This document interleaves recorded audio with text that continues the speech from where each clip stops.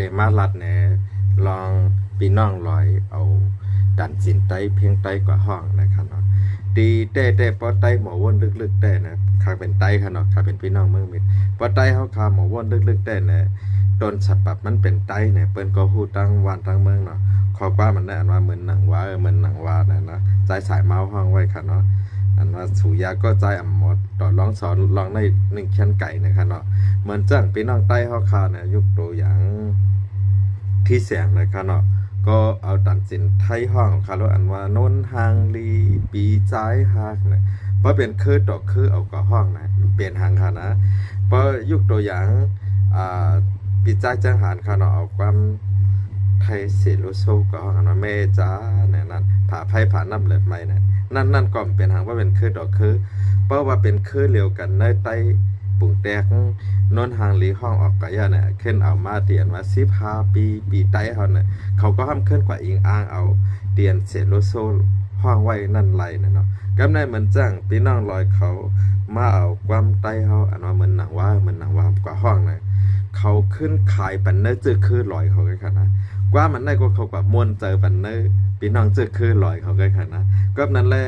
หนังหือความไต้เขาคาเพราะเดหลงล้างนะเขาคาหลุดไรปันตีต่างกันครับเนาะอ๋อมันเป็น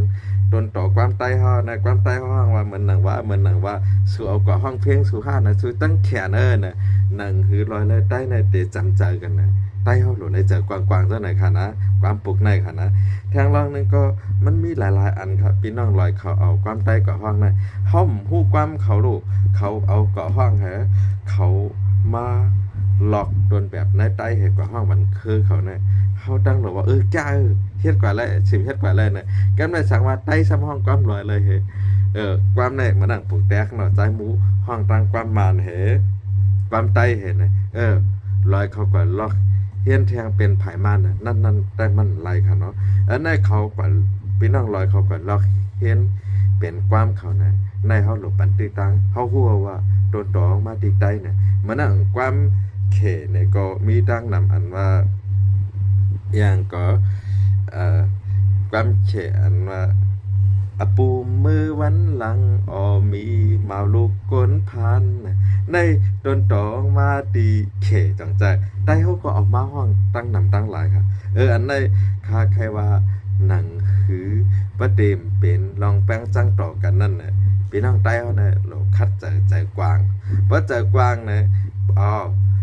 อันต้องเจ็บต่างแม่บ้านน่ะเนาะอันเป็นปีใจสายเมาเขาได้เขาลู่หายตายกว่ารับลอยเงินลอยคำกว่าเปิ้นทำอันมันจังพี่น้องลอยคำมาหลอกเลียเพียนเอา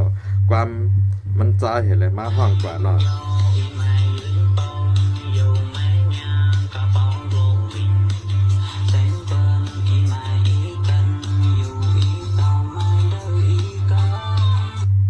เขามาหลอกเอาความมันเห็นมาห้องกว่านะหนังหือโดนต่อความปีใจฉายเมาน่ะเตะขึ้นหลังขึ้นมาดันสินอันไหนเตะเลยหลังขึ้นมาเนี่ยได้เฮานึงเข็นหลุเลยหมอเอาตีตั้งยองแหยอก็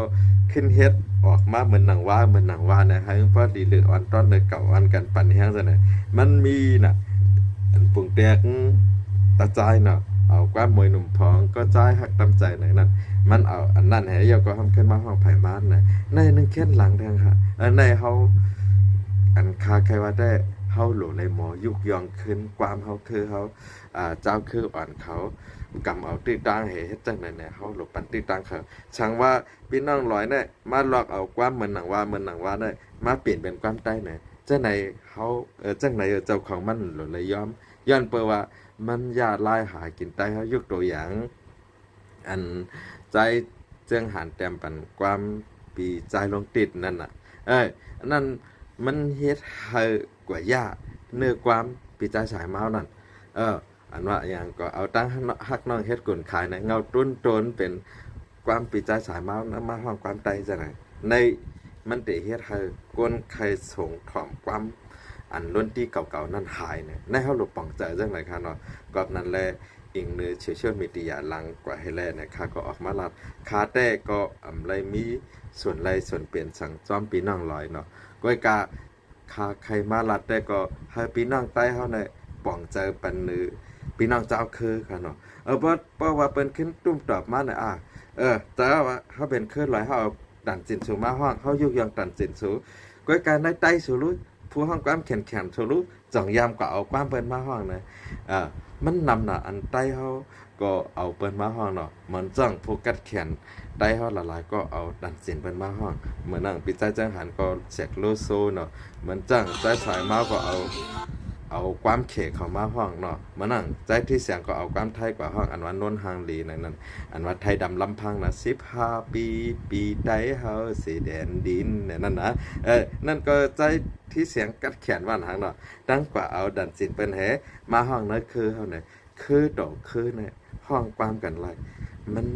กว่ายาไล่หากินเงินกันนะค่ะใครมาชับแรงเนี่ยจังไหนเนาะเพราะว่าพี่น้องเขาก็ละปลอบใจเลยขึ้นมาถามด้วยกำได้สังว่าเนาะสังว่าก็เห็นก็ความลอยในห้องกว่าอันว่ามันหนังว่าแต่มาขายมันได้ชังชิงเนี่ยได้ดีกว่าเชื่อเนี่ยในมันเด็ดพิษเนาะก็การใต้เขาอิงหรือว่าเขาเป็นพี่ไอลงนะคำใจทางเลขนะคำเป็นใต้นะความลอยโตก็คำมาหูยกเขาห้องมาจังคือก็ห้องหูเขาซ้ำกว่าเปิ้ปุงแตกเขาเป็นพี่ไอลงเขาเป็นสัตเทลงเนี่ยเขากว่าเปิ้แก้แย่กวนอันผ่านเลยเขานั่นหนึ่งเป็นเช่นเด็ดด้วยหันว่าไต้เขาเนี่ยตั้งผู้เนี่ยมีสั่งนะไปกว่าเช่นผ่านเลยเขาเนี่ยเขาเป็นพี่ไอลงเนี่ยเขากับเช่นน้องใจเขาน้องยิงเขาเนี่ยเป็นเดี๋ยวว่าเขาผู้สั่งนะก็นั่นแหละคลิปวิดีโอคนไหนก็คาเดลงปันตั้ง Facebook ตั้ง YouTube ซื้อพี่น้องก็หมดตัดต่อก็ไปเอาตัดต่อด้วยค่ะเนาะเพราะว่าคือเอาความกันมาห้องน่ะมันอำพิษไตเฮาก็พิจัยที่เสียงก็ยามเอาความโน้นห่างลีอันว่าไทยดำลำพังเนาะมันจังใจจังหันน่ะก็ยามเอาความอันว่าเสกโลโซนั่นน่ะแม่จ๋าเนี่ยเนาะอันว่าอย่างก็ผ่าไฟผ่าน้ำเลือดไหมเนี่ยพิจัยสายเมาก็ยามเอาความเฉมาห้องเนาะความเฉได้ขามหุบคอร้องเนาะอันว่าอปูมือวันหลังมีเมาลูกก้นผ่านหันแม่นสาวลูกหญิงก้นมีเลยใจจับนะนี่ก็เป็นดันจินเชค่ะเชเขาจงเส้นได้ไตเขาค่ะตีในนี่คาไกรัดได้ก็ป้อเอาดันจินกันมาห้องคือดอกคือรวยอำเจอภาษากันนะมันนำพิษเนี่ยเนาะเพราะทามามันเตพิษเนี่ยไตเลยสั่งกัมพูชาเลยสั่งเนี่ยเพราะช่องเจ็ดสีออกมาเนี่ยไตเขาเปิ้ลเป๋ภาษาให้เป็นเพไขปันหล่อนต้อยตั้งเมืองหานั่นอันนั้นเช่นดีพิษเราใครยกว่านั้นอันคลิปวิดีโอของนั่นก็มีกับ8 มันนิดป่ายันลัดไว้ข้างหน้าครับพี่น้องเขาก็แหลมฝังใจในเข้ามาให้ถามตอบกันด้วยอะไรครับเนาะยินจมค่ะ